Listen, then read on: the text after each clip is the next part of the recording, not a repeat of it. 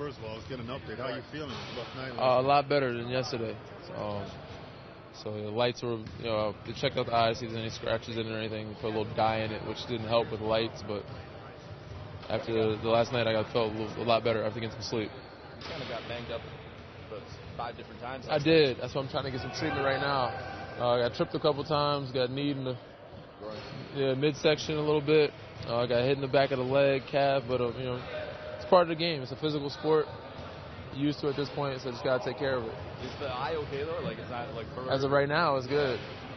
Hit a couple shots today, so it's a decent sign. It's a good sign.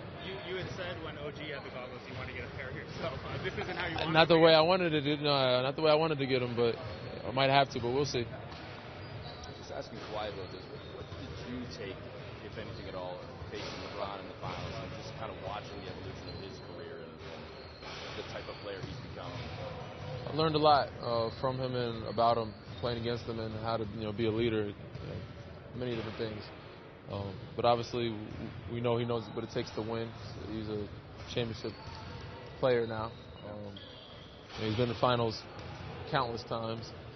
So he's going to try to get these young kids playing at another level. And our job tomorrow is to try to limit that. Not let him be as much a facilitator and do what he's done in the past and try to make them play a little more one-on-one, or just try to make all of them tough. Make all the catches. They're all great players. Make the catches tough. Take them out of offense and kind of make them play one-on-one basketball, which is probably better for us than for them. To that point, has it been a little bit different preparing for him with the Lakers? For sure. Different type of dynamic. Different guys around him. It's not in the past. He's always had a bunch of shooters or a bunch of different other guys.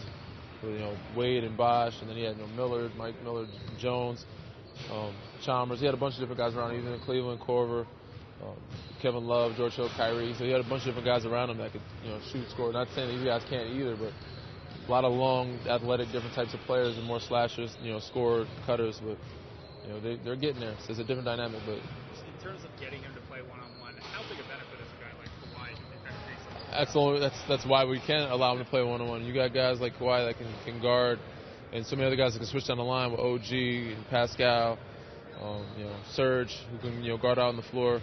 When you have bigs or guards or big coordinated guards that can guard guys like that, it helps a ton. Obviously, it's hard to stop that guy one-on-one regardless, but you just want to make him beat you by himself and not let the other guys get involved and beat you, because that's when it becomes a problem. When he's going to get his points, but when other guys start stepping up and scoring 20 or 15 here and there, that's what hurts your team. You want to try and limit those as much as possible. Is part of the game plan against him, especially with how deep you guys are, making more from the defensive end? Because some teams in the past have, he's been able to kind of. Well, that's dependent on who he's guarding, but that's the plan against any team, is to make them work on both ends of the floor, regardless, make their catches tough, regardless who we're playing. It doesn't matter if it's LeBron or Utah, Sacramento. The game plan is the same for us. It's just to get better, limit their offense, limit all their touches, their best players anyway, and try to make them play one-on-one basketball and limit the others. Danny, you guys are 8-1. I mean, but this team, we haven't seen any of Fred and DeLon, who were a big part of last year's success. Yeah. We haven't seen it at the bench really until last 6 minutes night. a year. Yeah. Well, just to get back into rhythm. They've been injured. They've been hurt. They're a big part of what we do, a big piece, of everything we are involved in, offensively and defensively, into the puzzle. So I expect them to come back, full health within the next couple weeks. Obviously, they're healthy enough to play, but I don't think they're 100%, especially with wind. You take a week off, your conditioning goes away. So Fred is going to get his wind back, and DeLon's going to get his wind back and get back into game shape and do what they normally do for the past couple of years for us this year, and it'll be a big plus for us coming off the bench. I guess the point was, you haven't really, you're 8-1, and you haven't really scratched the surface yet of what this team is capable of doing. It's a great sign. It's a great sign. So at the same time, we know what we have to do, and that's just be more mature with how we close out games, how we finish out quarters. We can't be up a certain amount of points and let teams continually get back into it, and that comes with maturity. So when we have those guys back, that'll definitely help as well. Keep those teams at bay, where we would like to keep them when we're up 10, 15 points. So I said the potential though, and the sign of us winning games, and like you said, just barely scratching the surface of what we could be. It's a pretty good sign.